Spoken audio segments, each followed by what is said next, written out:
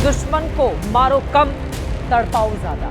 ये देश रहना चाहिए गैर बराबरी के खिलाफ इस लड़ाई में। नमस्कार, मैं हूं चित्रा त्रिपाठी और अब वक्त हो चला है जनहित का। नमस्कार, मैं हूं चित्रा त्रिपाठी और आप देख रहे हैं जनहित। कांवड़ यात्रा के शुरू होने से पहले नेम प्लेट को लेकर यूपी में बवाल मचा हुआ है। स्वयंभू ठेकेदार सड़क किनारे की दुकानों पर जाकर खुद से कानून हाथ में ले रहे हैं। एक युवक से कथित बदसलूकी की खबर ने सियासी रंग ले लिया है। ओवैसी से लेकर एसटी हसन जैसे मुस्लिम नेता इस विवाद में कूद पड़े हैं। सरकार पर सवाल दागे जा रहे हैं। नेम प्लेट के विवाद की तुलना पहलगाम में हिंदुओं पर हमले से भी की जा रही है। किसी से भी बदसलूकी कहीं से भी जायज नहीं है। कानून हाथ में लेने का किसी को भी अधिकार नहीं है। लेकिन सवाल तो यह है कि चुनाव बताने में, पहचान बताने में क्या दिक्कत है? कौन है वो लोग जो अपनी पहचान छिपाना चाहते हैं? उनकी मंशा क्या है? उनका मकसद क्या है? विस्तार से पूरी जानकारी हम आप तक पहुंचाने जा रहे हैं। क्या नाम बताएंगे तो काम नहीं चलेगा।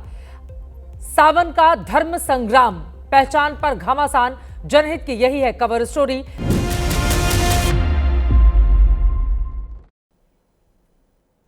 ओरिएंट बेल टाइल्स स्टूडियो से आप देख रहे हैं एबीपी न्यूज। और अब जनहित की खबरें विस्तार से। आज 2 जुलाई है। आज से ठीक 9 दिन के बाद यानी 11 जुलाई से सावन का महीना शुरू हो जाएगा। मान्यता है सावन में भगवान विष्णु योग निद्रा में चले जाते हैं और इन दिनों पूरे संसार की कमान भगवान शिव संभालते हैं। हिंदुओं का सबसे शुद्ध पवित्र महीना माना जाता है। लेकिन हमारी खबर सावन की शुद्धता के नाम पर हो रही विशुद्ध सियासत को लेकर है। कांवड़ यात्रा में पिछले साल सुप्रीम कोर्ट के दखल के बावजूद नेम प्लेट का विवाद फिर से जोर पकड़ रहा है। यूपी सरकार के बाद उत्तराखंड सरकार ने भी आदेश दे दिया है कि नेम प्लेट तो लगानी ही होगी। ये तो खैर सरकारी आदेश हैं, लेकिन सावन के कुछ गैर सरकारी ठेकेदार भी छापे मारने के लिए निकल पड़े हैं। ऐसे ही कुछ लोगों ने बीते दिनों हिंदू नाम के ढाबे पर एक कर्मचारी की कथित तौर पर पैंट उतरवा ली थी। चेक कर रहे थे कि रोटी बनाने वाला हिंदू है या मुसलमान। और नेम प्लेट की सियासत में आज दूसरे पक्ष ने भी जोरदार ढंग से एंट्री ली है। ओवैसी, एसटी हसन, इमरान मसूद जैसे मजहबी रहनुमा भी इसमें कूद पड़े हैं। नेम प्लेट के ऑर्डर को मुसलमानों के खिलाफ आतंकवाद बता दिया। एक और एंगल दिया कि पहलगाम में भी आतंकवादियों ने पैंट उतरवाकर धर्म चेक किया। मुजफ्फरनगर में शुद्धता के ठेकेदारों ने भी यही काम किया।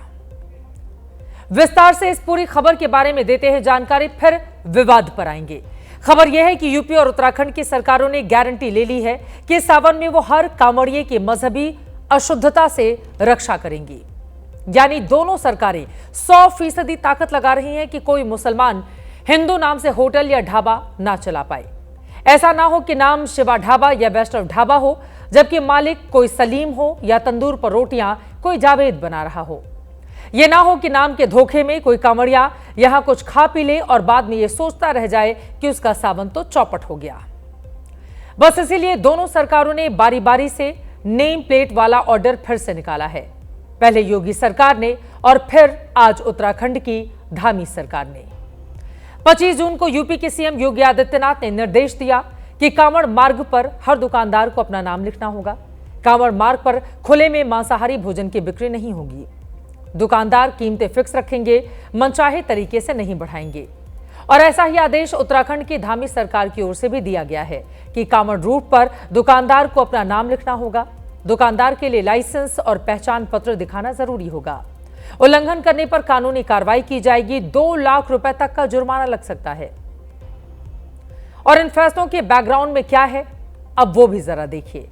पिछले कुछ साल से होटलों और ढाबों की इन तस्वीरों ने लोगों की चिंताएं बढ़ा दी हैं, जो इस वक्त आप टीवी स्क्रीन पर देख रहे हैं, जिनमें कोई ढाबे वाला रोटी बनाते वक्त उसमें थूक रहा है, कोई चाय में थूक देता है, कोई खाने पीने की चीजों में यूरिन मिलाकर बेहूदगी की सारी सीमाएं पार कर रहा है।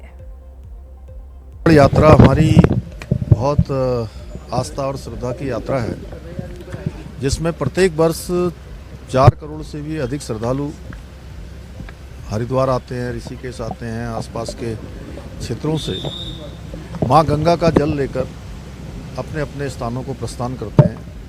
ऐसे में उनका आना जाना होता है और 2-3 दिनों की प्रक्रिया ये सब होती है। इसमें जो रास्ते भर में जो दुकानदार होते हैं, खाद्य सामग्री जहाँ खाना मिलता है, वो सब शुद्ध होना चाहिए। सरकार का ऑर्डर है तो जाहिर है उसकी तामील भी सरकार ही कराएगी, ये उसी की जिम्मेदारी है।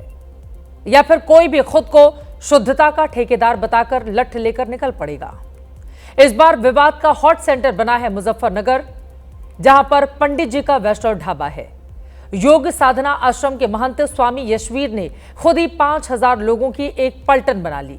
इन्हीं में से एक टीम यहां पर छापा मारने पहुंच गई। उसे अंदेशा था कि नाम में भले ही पंडित और वैष्णव लिखा हो, लेकिन यह ढाबा मुसलमान का है। शुद्धता की ठेकेदार टोली ने खुद ही अपने लेवल पर इंक्वायरी जांच वहां पर शुरू कर दी। ढाबे पर रोटी बनाने वाले इस कर्मचारी ने अपना नाम गोपाल बताया और आरोप लगाया कि जब वो इस छापेमार टीम को अपना आधार कार्ड नहीं दिखा पाया तो इन लोगों ने उसकी पैंट उतरवाने की कोशिश की, चेक करने की कोशिश की कि वो सच में हिंदू ही है या फिर मुसलमान है।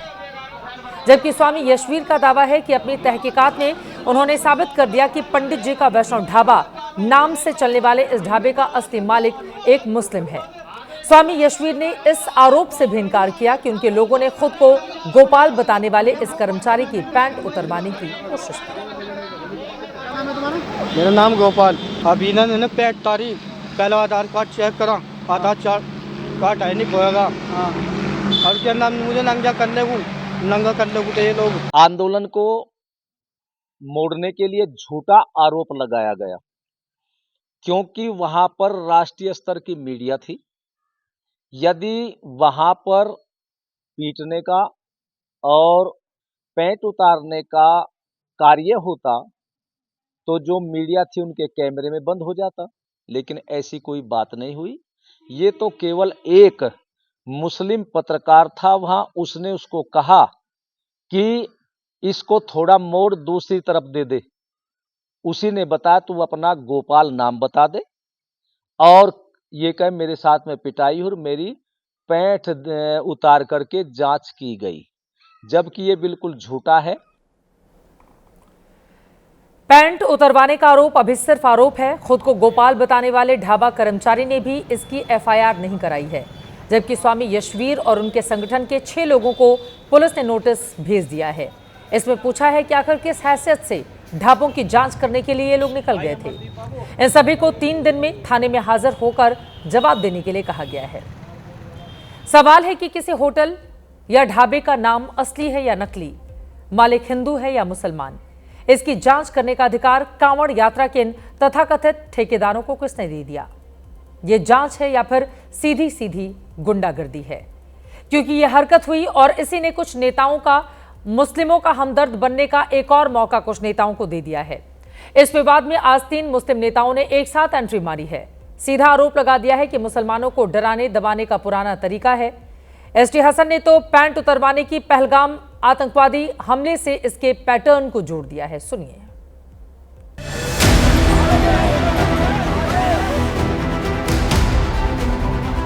होते कौन ये विजिलेंस की, होते कौन ग्रुप्स ये सरकार चला रहे या फिर एडमिनिस्ट्रेशन सरकार चला रहा? उसका आधार कार्ड नहीं मिला तो बोले पैंट उतारो। क्या ये गंदगी है? हमारा एक ही डिमांड है कि रूल ऑफ लॉ को फॉलो करिए। आज होटल पे शुरू हुआ, कल आपके टीवी स्टूडियो में आ जाएगा। तैयार रहो आप लोग। किसने ये राइट दिया इनको कि ढाबों की चेकिंग करें? ये किसने इनको ये राइट दिया कि लोगों की पैंटें उतरवाएं? क्या इनमें और उन आतंकवादियों में कोई फर्क है जिन्होंने धर्म पूछ के पहलगाम के अंदर गोलियां मारी थी?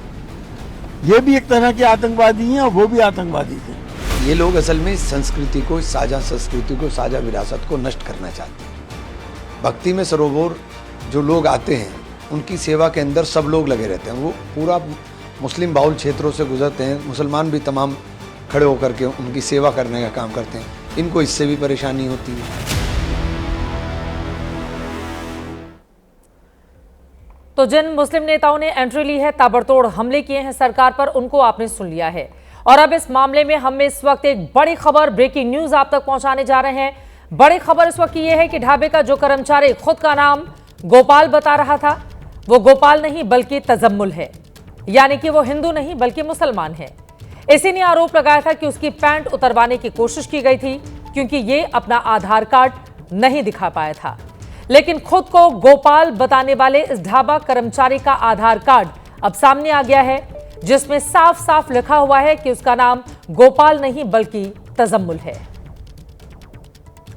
पिछले दिनों मीडिया ने जब सवाल इस पर दागा था तो इसने अपना नाम क्या बताया था, अब जरा वो भी आप तक पहुंचाते हैं। क्या नाम है तुम्हारा? मेरा नाम गोपाल। क्या नाम है तुम्हारा? मेरा नाम गोपाल। क्या नाम है तुम्हारा? मेरा नाम गोपाल। लेकिन इस व्यक्ति का नाम गोपाल नहीं बल्कि तजम्मुल है। आधार कार्ड ने साफ कर दिया है कि तजम्मुल ने अपनी पहचान छिपाई। यह भी कहा जा रहा है कि ढाबे के मालिक ने ही उसे पहचान छिपाने के लिए कहा था ताकि हिंदू संगठन ऐतराज ना करें। हालांकि स्वामी यशवीर का एक दावा झूठा भी साबित हुआ। उनका दावा था कि ढाबे का असली मालिक मुसलमान है, लेकिन हमें जो जानकारी मिली है कि इसका मालिक हिंदू ही है। कोई दीक्षा शर्मा है पंडित जी का वैष्णव ढाबे के मालिक, उनके मालिक, जो जानकारी निकलकर सामने आई है। गोपाल की असलियत अब सामने आ गई है। वो गोपाल नहीं बल्कि तजम्मुल है। वो भी बार बार जब गोपाल से सवाल पूछा जा रहा था कि आप अपना सही नाम बताइए, वो गोपाल पर ही टिका हुआ था। लेकिन आधार कार्ड ने यह बता दिया कि उसका नाम गोपाल नहीं है, वो तजम्मुल है। उसने झूठ बोला गोपाल नाम बताकर। यही झूठ सवालों में है कि क्या हिंदू नाम से दुकानें चलाकर लोगों को धोखा दिया जा रहा है। मुस्लिम पक्ष आप सुन चुके हैं, आगे आपको कांवड़ियों वाला हिंदू पक्ष भी सुनाएंगे। लेकिन उसके पहले जानते हैं कि क्या वाकई योगी सरकार और धामी सरकार का यह नेम प्लेट वाला ऑर्डर सुप्रीम कोर्ट के आदेश का उल्लंघन है। आपको याद है पिछले साल कांवड़ यात्रा के दौरान हरिद्वार से मेरठ और मुजफ्फरनगर तक सारे मुस्लिम फल वालों ने अपने ठेलों पर नेम प्लेट लगा ली थी। इस रूट के कई मुस्लिमों ने अपने होटल और ढाबों पर तिरपाल डाले थे। कई ने पूरे सावन में होटल बंद ही कर दिए थे क्योंकि इनसे इनका सही नाम डिस्प्ले करने के लिए कहा गया था।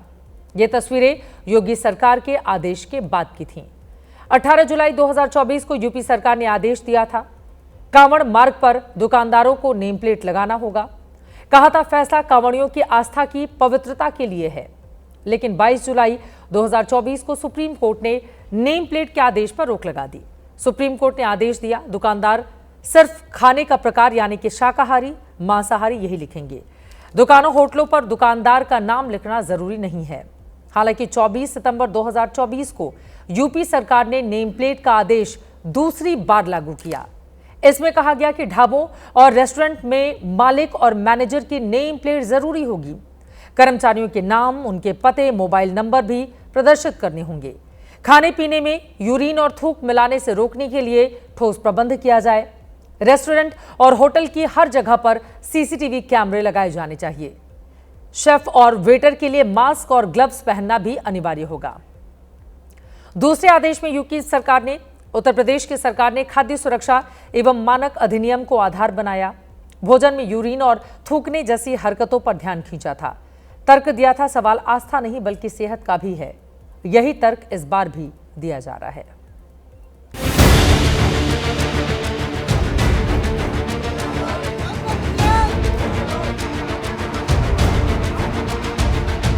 ओवैसी और एसटी हसन को थूका हुआ भोजन करना उनको मुबारक है, वो सबको जमा करवा ले, थूकवा ले और खा ले, कोई नहीं मना कर रहा है। लेकिन हिंदू जो है थूका हुआ भोजन नहीं करेगा और जो थूकता होगा उसकी जात, उसका धर्म, उसकी पहचान निश्चित तौर पर जानना चाहिए।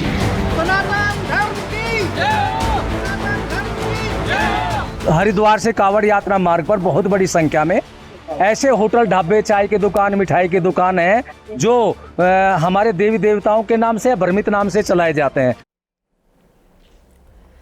संविधान का आर्टिकल 14 कहता है कि सभी नागरिकों से समान व्यवहार किया जाए, लेकिन यह मामला आस्था और शुद्धता का है।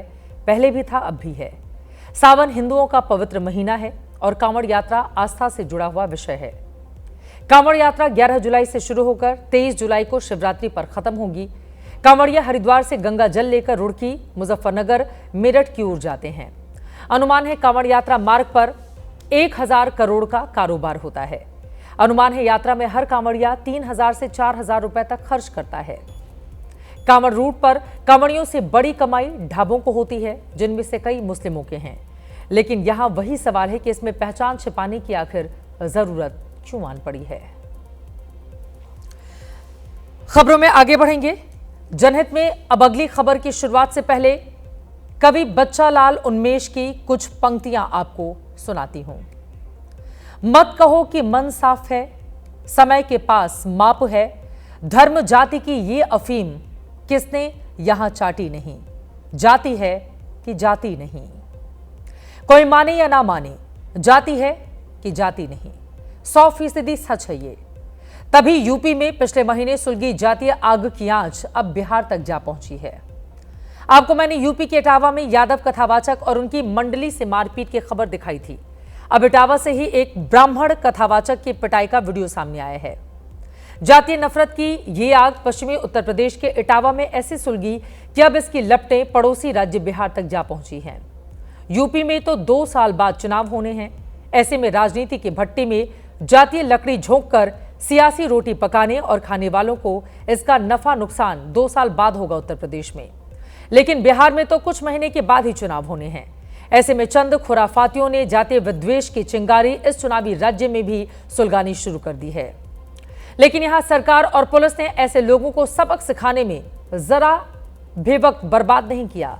शेखपुरा में ब्राह्मण ऑटो वाले से बेरहमी के आरोपी थानेदार को फौरन निलंबित कर दिया गया। तो बिहार के ही पूर्वी चंपारण जिले में एक स्वयंभू जातीय ठेकेदार आगामी चुनाव में टिकट के दावेदार, हिस्ट्री शीटर, बदमाश और यूट्यूबर पर एफआईआर दर्ज कर जातीय शत्रुता की आग पर वक्त रहते काबू पाने की कोशिश की है। मन में खोट और जाति के नाम पर वोट हासिल करने वालों की बदनीयती के साइड इफेक्ट की कहानियां आपको विस्तार से दिखाएंगे। उससे पहले आपको इटावा का किस्सा सुना देते हैं, जहां 21 जून को दांदरपुर गांव में यादव कथावाचक मुकुटमणि और उनके साथियों से बदसलूकी की तस्वीरें राष्ट्रीय विमर्श का मुद्दा बनी। तल्ख शब्दों में कहें तो वोट के ठेकेदारों ने इस पर खूब जुबानी जमा खर्ची की। इसी बीच अब इटावा के ही जनकपुर गांव का एक वीडियो वायरल है, जिसमें जिस त्रिपुंडधारी आदमी की पिटाई हो रही है, भद्दी भद्दी गालियां दी जा रही हैं, उनका नाम पंकज उपाध्याय है। कथावाचक पंकज उपाध्याय के मुताबिक उनके साथ मारपीट और गाली गलौज करने वाले लोग यादव जाति के थे। गांव वालों ने शराब के नशे में महिला से छेड़खानी के आरोप में पंकज की बुरी तरह से पिटाई की, फिर पुलिस के हवाले कर दिया। कथावाचक पंकज उपाध्याय इटावा के जनकपुर गांव में 2 बार पहले भी भागवत कथा कह चुके हैं। 17 जून को भी वो कथा के सिलसिले में ही इटावा के जनकपुर गांव गए थे, जहां अचानक उनकी तबीयत बिगड़ गई। उन्हें मिर्गी का दौरा आ गया। अनजाने में वो पास में ही चारपाई पर सो रही महिला के पास चले गए, लेकिन गांव वालों ने उन्हें शराब के नशे में समझकर छेड़खानी का आरोप लगाया और फिर जमकर पीटना शुरू कर दिया। पंकज का कहना है कि उन्होंने जिंदगी में कभी कोई नशा किया ही नहीं। बीते 10 साल से वो मिर्गी की दवा ले रहे हैं। एम्स दिल्ली में उनका इलाज चल रहा है। वो सबूत के तौर पर अपनी दवाइयां भी दिखाते हैं।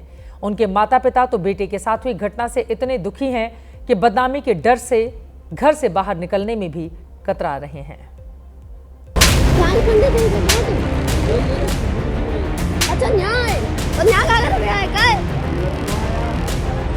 मेरे साथ बहुत बदतमीजी की, गाली गलौज की, पीटा, धमकाया मुझे सभी तरीके से, हैं डंडा से मारा, बांध दिया। तो उसने दवाई खाई, उसमें तो दवाई से उसे नशा आ गया। नशा आने से और उसको वो जमीन पर गिर गया, उसको होश नहीं रहा था। तो किसी दिन उन लोगों ने उसको खींच के अपने घर ले गए।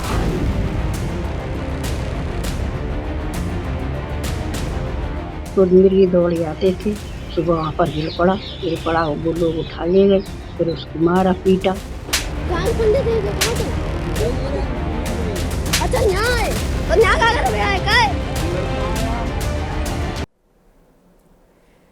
फिलहाल इस मामले में ना तो पीड़ित ब्राह्मण कथावाचक और ना ही इटावा के जनकपुर गांव के यादव समाज के लोगों की ओर से कोई शिकायत की गई है।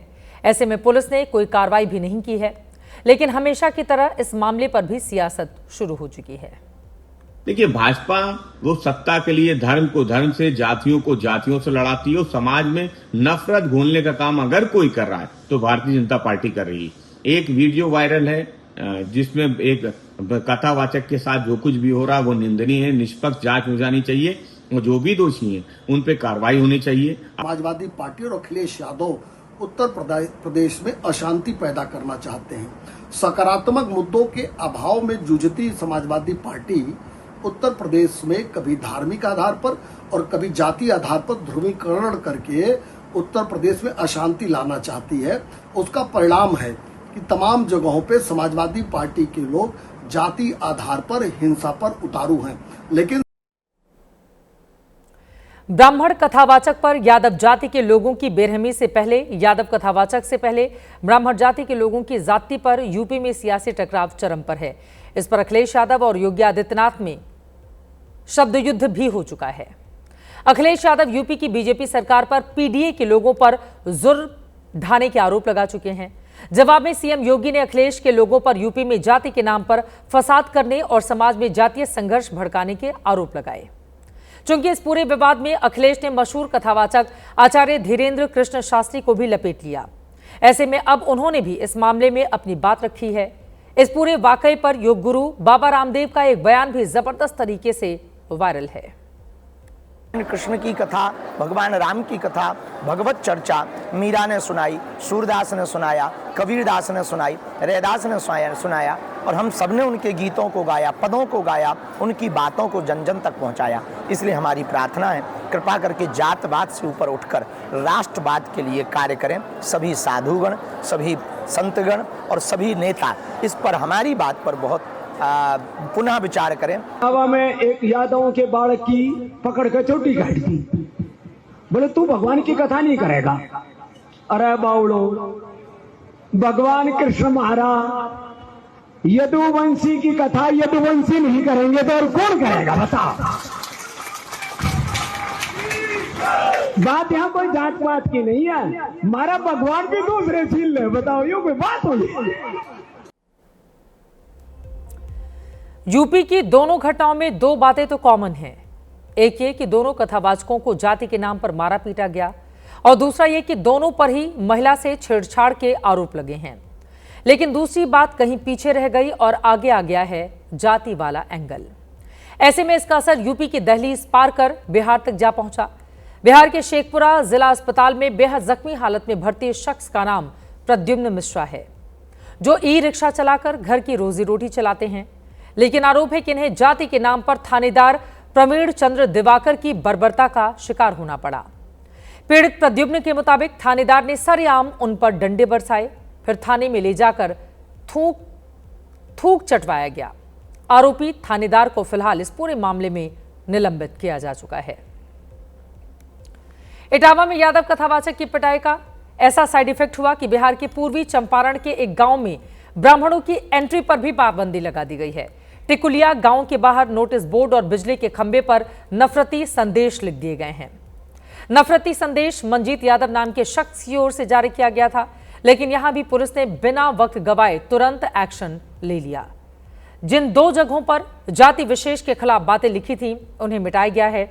एक जगह टिकुलिया गांव में स्वागत की बात लिख दी गई तो दूसरी जगह मेरा भारत महान लिख दिया गया है। जो जाति सूचक शब्द लिखे गए थे, जो गालियां लिखी गई थी, उसको मिटाने के बाद ये शब्द लिखे गए। साथ ही आरोपी मंजीत यादव पर एफआईआर दर्ज की गई है। जांच हुई तो पता चला कि खुद को भावी विधायक प्रत्याशी बताने वाले इस शख्स पर पहले से 11 मुकदमे दर्ज हैं। ऐसे में अब पुलिस ने इसकी गिरफ्तारी की कोशिश तेज कर दी है। आगे बढ़ते हैं और अब बिहार की चुनावी खबरों का रुख करेंगे। बिहार की राजनीति से आज 3 बड़ी सियासी खबरें सामने हैं। बीजेपी ने चुनावी साल में नई प्रदेश कार्य समिति की पहली बैठक की है। पटना में चल रही इस बैठक में रक्षा मंत्री राजनाथ सिंह शामिल हुए। मकसद चुनाव में फिर से एनडीए की सरकार बनाने का है। इसको लेकर रणनीति बनी है। दूसरी बड़ी खबर एनडीए से ही आई है, जहां केंद्रीय मंत्री चिराग पासवान के विधानसभा चुनाव लड़ने की तस्वीर धीरे धीरे साफ होती जा रही है। आज उनके जीजा और सांसद अरुण भारती ने बता दिया कि चिराग किस इलाके से चुनाव लड़ने वाले हैं। तीसरी खबर यह है कि चुनावी साल में वोटर लिस्ट की समीक्षा पर बवाल थमने का नाम नहीं ले रहा। तेजस्वी यादव ने आज फिर सवाल उठाए हैं। पार्टी ने अपनी आपत्तियों को मनोज झा और अभय कुशवाहा के जरिए चुनाव आयोग तक पहुंचा दिया है।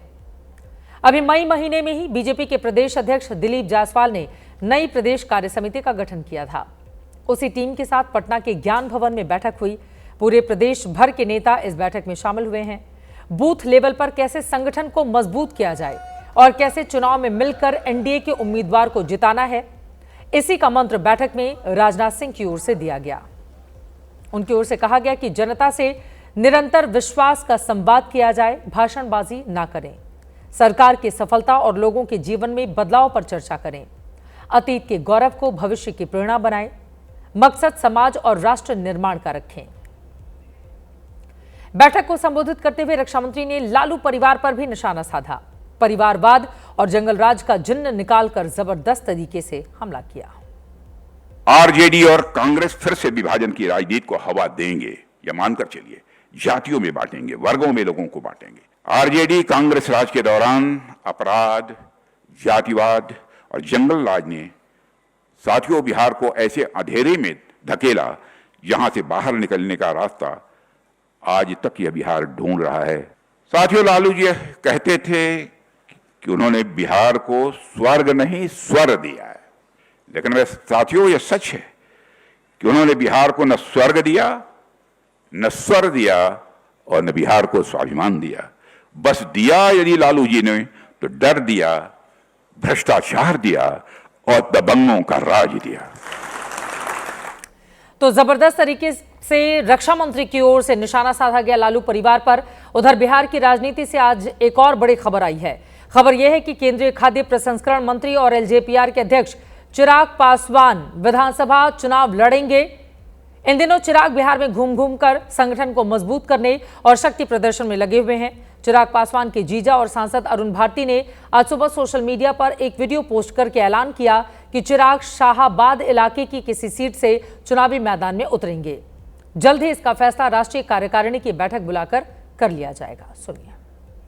रुझान सामने आ रहे हैं, वो इशारा कर रहे हैं कि शाहाबाद की जनता चिराग पासवान जी को भरपूर समर्थन देने के लिए तैयार खड़ी है। पार्टी के भीतर इस बात को लेकर गंभीरता से चर्चा हो रही है और इस संदर्भ में राष्ट्रीय कार्यकारिणी की बैठक कभी भी बुलाई जा सकती है, जहां इस सर्वे की रिपोर्ट को टेबल किया जाएगा और आगे की रणनीति पर निर्णय लिया जाएगा। चिराग पासवान के जिस शाहाबाद इलाके से चुनाव लड़ने की खबर आई है, बहुत से दर्शकों को शाहाबाद के बारे में जानकारी कम होगी, क्योंकि बिहार के भौगोलिक नक्शे पर यह शब्द कहीं नजर नहीं आता। लेकिन बिहार की राजनीति को समझने वाले इस शब्द के मायने बखूबी जानते हैं। बिहार की राजधानी पटना से सटा है भोजपुर जिला। कभी यही भोजपुर शाहाबाद के नाम से जाना जाता था। 1972 में शाहाबाद अतीत हो गया और इसका हिस्सा रहे रोहतास, कैमूर, बक्सर और भोजपुर अब अलग अलग जिले हो चुके हैं। इन 4 जिलों को मिलाकर शाहाबाद रीजन कहा जाता है। विधानसभा की कुल 22 सीटें यहां पर आती हैं। 2020 में एनडीए को महज 2 सीटों पर ही जीत मिली थी, जबकि महागठबंधन को 19 और 1 सीट बीएसपी ने जीती थी। बीजेपी को 2 सीट भोजपुर जिले में ही मिली थी। 3 जिलों में तो एनडीए का खाता भी नहीं खुला था, और ऐसा इसलिए हुआ था क्योंकि इस इलाके में जेडीयू के खिलाफ चिराग ने अपने उम्मीदवार उतार दिए थे। कई सीटों पर चिराग के उम्मीदवार जेडीयू को पीछे छोड़कर दूसरे नंबर पर जा पहुंचे थे। उस चुनाव में चिराग एनडीए से अलग होकर लड़े थे और 135 सीटों पर उम्मीदवार उतारकर एनडीए को नुकसान पहुंचाया था। बड़ा झटका नीतीश को दिया था। अब चिराग इस इलाके से ही चुनाव क्यों लड़ सकते हैं, उसको समझा देते हैं। शाहाबाद का इलाका यूपी से सटा हुआ है। दलित वोटरों पर बीएसपी का भी प्रभाव है। इस रीजन में करीब 20% दलित हैं। इलाके में महागठबंधन मजबूत है। ऐसे में खुद ताल ठोक कर चिराग दलित वोटरों को साधने की कोशिश कर सकते हैं। एनडीए को बढ़त दिलाने की कोशिश होगी। 2020 में चिराग अकेले दम पर अपनी ताकत इस रीजन में तौल चुके हैं। इसमें कोई दो राय नहीं है कि चिराग बिहार में दलितों के सबसे बड़े नेता हैं। ऐसे में इस इलाके की किसी भी सामान्य सीट से वो चुनाव लड़ते हैं तो दलितों को यह संदेश जाएगा कि उनका नेता सर्व समाज में स्वीकार्य है, लिहाजा उनका साथ दिया जाए। और ऐसा हुआ तो फिर असर पूरे रीजन पर पड़ सकता है। बिहार में एनडीए को इस वक्त इसी की जरूरत है। लोकसभा चुनाव में भी ये पूरा इलाका एनडीए हार गया था। और अब आगे बढ़ते हुए दिखाते हैं स्पेशल रिपोर्ट। बात मौसम के बदले मिजाज की। मॉनसून की दस्तक ने गर्मी से निजात जरूर दिलाई है, लेकिन ये मूसलाधार बारिश पहाड़ों पर भारी पड़ रही है, खासकर पहाड़ी राज्य हिमाचल प्रदेश, जहां से लगातार खौफनाक तस्वीरें सामने आ रही हैं। 1-2 नहीं, बीते 3 दिनों से बादल फटने की दर्जन भर आपदाएं हो चुकी हैं। हिमाचल प्रदेश की खूबसूरत वादियां आसमानी आफत में बह चुकी हैं। जो बची हैं वहां भी तबाही के निशान साफ साफ नजर आ रहे हैं।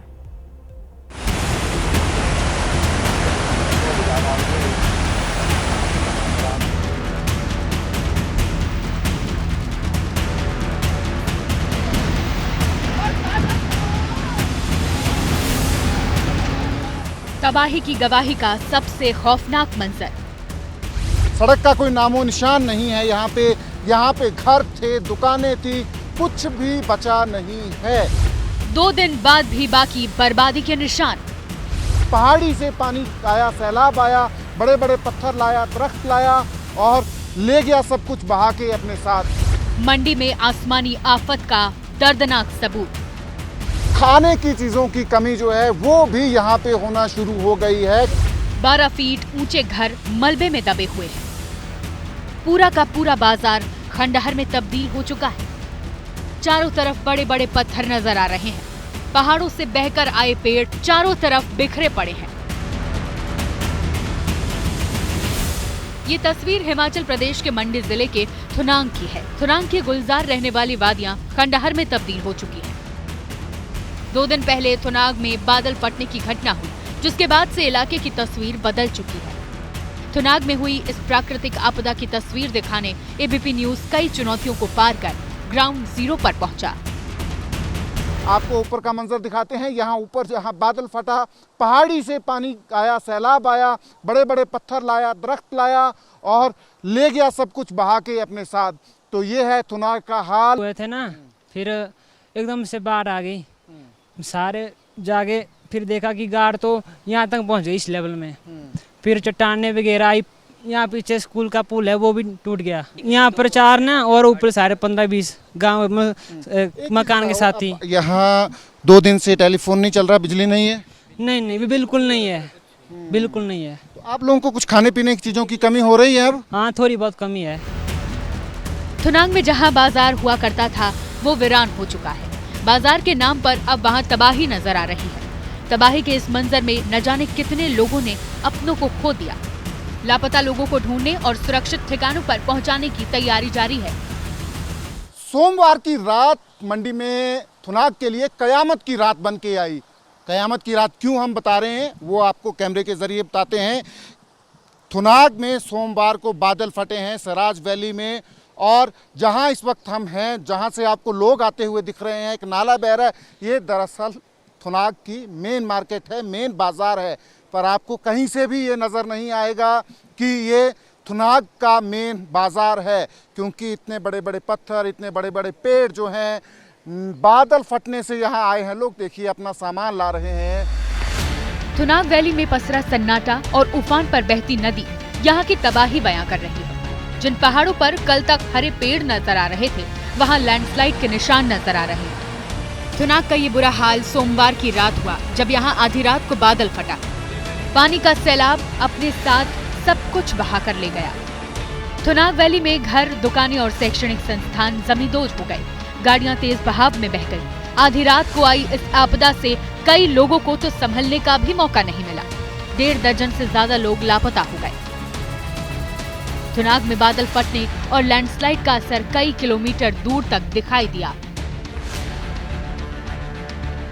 तबाही हुई है। हम मंडी जिले के थुनाग से लगभग 15 किलोमीटर पीछे हैं। यहाँ आपको मंजर दिखाएंगे कि क्या तबाही हुई है यहाँ पे भारी बारिश से।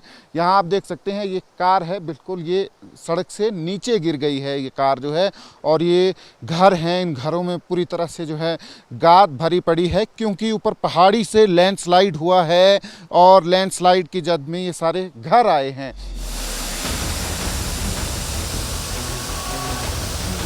थुनाग में ये विपदा कितनी बड़ी है उसे 2 तस्वीरों से समझिए। पहली तस्वीर कुछ दिन पुरानी है। देख सकते हैं थुनाग वैली की वादियां गुलजार नजर आ रही हैं। चारों तरफ सेब के बड़े बड़े बागान दिख रहे हैं। लेकिन कल रात की आपदा थुनाग में कहर बनकर टूटी। सेब के कुछ ही पेड़ नजर आ रहे हैं। सैलाब सब कुछ बहा कर ले गया। कई लोगों की आशियाने जन सैलाब में सरेंडर कर चुके हैं। कुछ के घर बचे भी हैं तो जर्जर हालात में वहाँ रहना खतरे से खाली नहीं है। थुनाग में पढ़ाई के लिए भी हिमाचल प्रदेश से छात्र पहुंचते हैं, लेकिन यहाँ के बिगड़े हालात के बाद वो यहाँ से वापस लौटने लगे हैं। तो थुनाग की हालत तो इस टाइम देखने लायक नहीं है ना सर, मतलब सारा बाजार भर गया है, मतलब कुछ भी नहीं रहा है उधर, मतलब कि सारी दुकानें टूट के चले गई खड्ड में साथ में उनके। हालत मतलब इस टाइम बहुत ही मतलब बुरी हो चुकी है, मतलब पूरा बाजार जो है वो डिस्ट्रॉय हो चुका है, मतलब और लैंडस्लाइड्स बहुत हैं, दुकानें सारी मतलब ख़त्म हो गई हैं। मतलब ये थुनाग से करीब 15 किलोमीटर पहले मौजूद ITI केंद्र है, जहां लैंडस्लाइड का मलबा घुसपैठ कर चुका है। सैलाब के साथ बहकर आए पेड़ परिसर में पड़े हुए हैं। पूरे का पूरा इलाका तबाही की गवाही दे रहा है। इलाके का संपर्क मुख्य मार्गों से कट गया है। ये एक गवर्नमेंट बिल्डिंग है, ITI है, इसका पूरा का पूरा कॉम्प्लेक्स जो है ये गाद से भर गया है। अगर कैमरा हम वहाँ लेके जाएं, बिल्कुल इसके ग्राउंड में जो है ITI के ग्राउंड में, तो पूरा का पूरा ITI का ग्राउंड जो है वो गाद से भर गया है। बड़े बड़े पेड़ हैं वहाँ पे जो टूट के आए हैं बाढ़ के साथ बादल फटने की वजह से। तो ये बगस्यार का मंजर है। पूरा का पूरा रोड जो है, जब हम मंडी से आते हैं इस रोड के ऊपर तो जगह जगह लैंडस्लाइड्स हैं, उनको खोलने की कोशिश की जा रही है। थुनाग सिराज विधानसभा में पड़ता है। ये पूर्व CM जयराम ठाकुर का विधानसभा क्षेत्र भी है। जयराम ठाकुर खुद मौके पर आपदाग्रस्त इलाकों में पहुंचे। वहीं राहत बचाव के लिए एयरफोर्स भी उतरी। खाने पीने और दवाइयां पहुंचाने के लिए एयरफोर्स का विमान भी सिराज में उतरा। बहुत बड़ी क्षति हुई है। ये सारा इलाका इस पुल के माध्यम से ही कनेक्टेड था। अब आने जाने का कोई रास्ता नहीं रह गया। एकमात्र रोपवे जो जिसमें हम आए यहाँ तक, तो वो एक जरिया रह गया है। यहाँ कम से कम 10 पंचायतों की कनेक्टिविटी प्रभावित हुई है। बहुत बड़ा ये नुकसान हुआ है और मैंने मुख्यमंत्री जी से इस बात के लिए आग्रह किया है कि लोगों को इवैक्यूएट करने के लिए भी प्रयास करें और उसके साथ साथ दूसरी बात हमने कही कि क्योंकि सड़कों को रिस्टोर करने के लिए बहुत टाइम लगेगा, तो इसलिए राशन भी हमको हेलीकॉप्टर के माध्यम से कुछ जगह छोड़ना पड़ेगा ताकि लोगों को कठिनाई का सामना न करना पड़े। प्रकृति के प्रकोप के आगे सब कुछ किस तरह से बेबस हो चुका है, तस्वीरें आपने देख ली है। हालात वहां पर कब सुधरेंगे, ये बड़ा सवाल इस वक्त बना हुआ है। खबरों में आगे बढ़ते हुए लेकर आते हैं राजधानी दिल्ली। दिल्ली में जब अरविंद केजरीवाल की सरकार थी, तब उनके सरकारी बंगले को शीश महल बताकर बीजेपी के नेता निशाना साधा करते थे। चुनाव में शीश महल मुद्दा भी बना और आम आदमी पार्टी चुनाव बुरी तरह से हार गई। फरवरी के अंत में बीजेपी सत्ता में आई। दिल्ली में बीजेपी की सरकार बने अभी महज 4 महीनों का वक्त ही बीता है और इसी 4 महीनों के बाद दिल्ली की CM रेखा गुप्ता के सरकारी निवास पर 60 लाख रुपए खर्च करने का सरकारी प्लान बनाया गया है। ABP न्यूज के पास वो सरकारी दस्तावेज मौजूद हैं जिसमें CM के बंगले के रेनोवेशन का पूरा ब्यौरा है। आप जानकर हैरान रह जाएंगे कि PWD विभाग ने बाकायदा 60 पन्नों का ये सरकारी दस्तावेज बनाया है। इसमें किस तरह का काम होना है, कितना खर्च होगा, पूरा एस्टीमेट दिया गया है। 9,30,000 के 5 टीवी सेट, 7,70,000 के 14 AC, 5,74,000 की लागत से 14 CCTV कैमरे, 2 लाख का पावर बैकअप UPS सिस्टम, 1,80,000 रुपए के 23 रिमोट कंट्रोल वाले सीलिंग फैन, 91,000 के 6 गीजर लगाए जाएंगे, 77,000 की वॉशिंग मशीन खरीदी जाएगी। साथ ही मुख्यमंत्री रेखा गुप्ता को आवंटित आवास की लाइटिंग और इंटीरियर पर भी खास ध्यान दिया गया है। 6 लाख रुपए से अधिक की लागत से 115 लाइट यूनिट्स, जिसमें झूमर, वॉल लाइट्स और हैंगिंग लैंप शामिल हैं, उन्हें खरीदकर लगाया जाएगा। टेंडर 4 जुलाई को खोला जाएगा और काम को 60 दिनों के भीतर पूरा करने का लक्ष्य रखा गया है। फिलहाल मुख्यमंत्री रेखा गुप्ता शालीमार बाग स्थित अपने निजी निवास में ही रह रही हैं और उनके लिए टाइप 7 कैटेगरी का सरकारी आवास आवंटित किया गया है।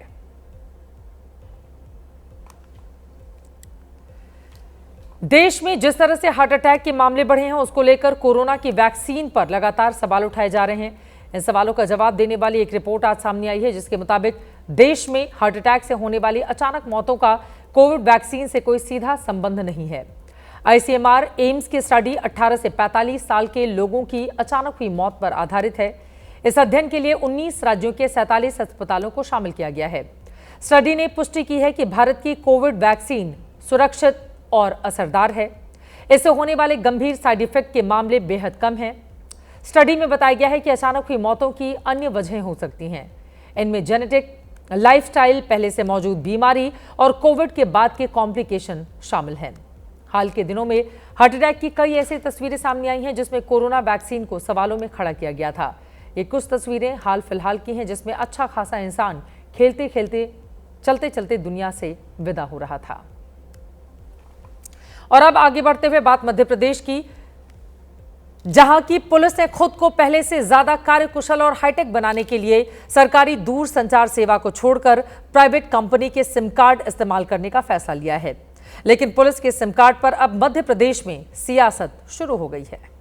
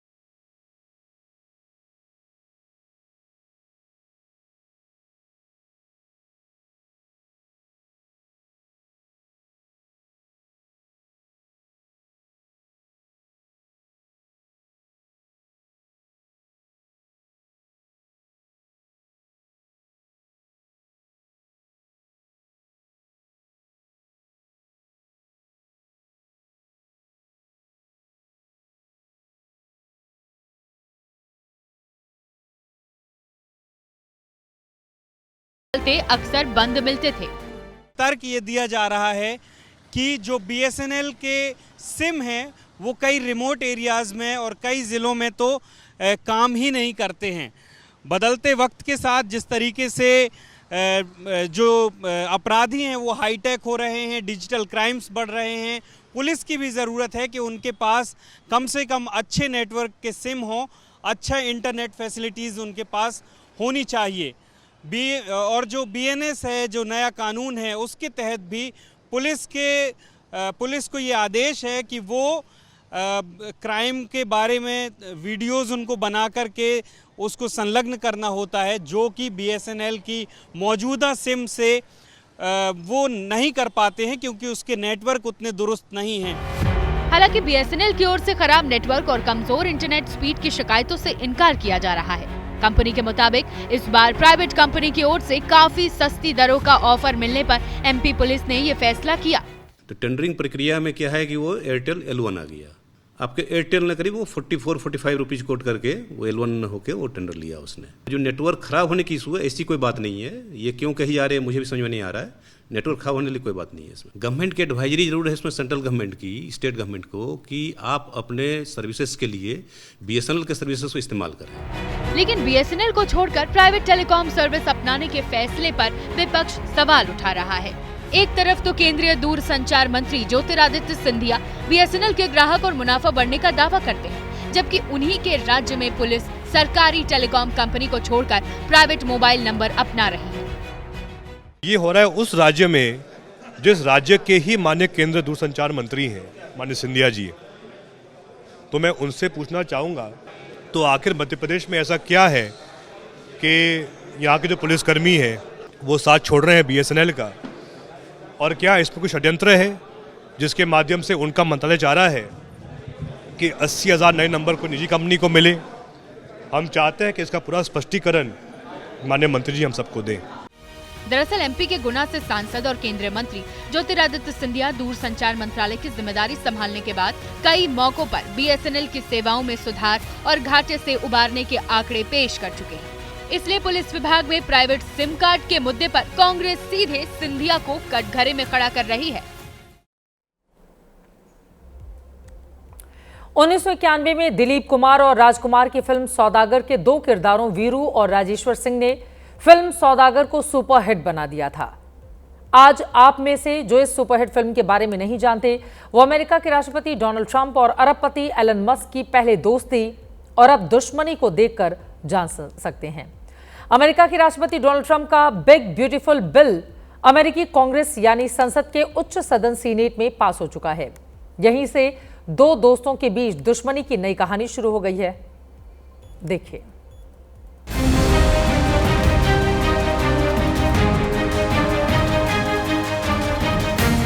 अमेरिका के राष्ट्रपति डोनाल्ड ट्रंप इन दिनों अपने पुराने दोस्त की नई दुश्मनी से इतने परेशान हैं कि अब उन्होंने मस्क को सीधे सीधे धमकाना शुरू कर दिया है। ट्रंप को one big beautiful bill pass कराने के लिए पसीने छूट गए। जैसे तैसे उपराष्ट्रपति जेडी वेंस ने अपना टाई ब्रेकिंग वोट देकर इस बिल को सीनेट में मंजूरी दिलाई, लेकिन अभी लड़ाई पूरी अधूरी है, क्योंकि अब इस बिल को प्रतिनिधि सभा यानी निचले सदन में पास कराना बाकी है। इस बिल का सबसे ज्यादा विरोध ट्रंप के दोस्त और अमेरिका के अरबपति एलन मस्क ही कर रहे हैं, जिसके बाद दोनों दोस्तों में दरार लगातार बढ़ती जा रही है।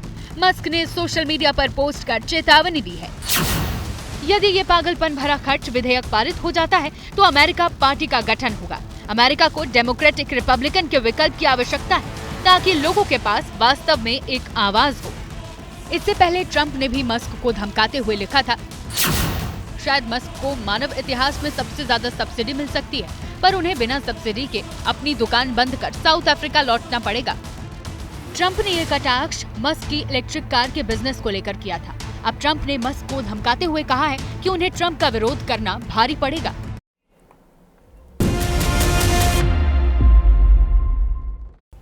और अब आज का जनहित मंत्र। आज मिर्जा गालिब की शायरी के खजाने से आपके लिए बेहद खास अल्फाज। गुजर जाएगा ये दौर भी गालिब, जरा इत्मीनान तो रख, जब खुशी न ठहरी तो गम की औकात ही क्या है। इसी के साथ जनहित में आज के लिए बस इतना ही।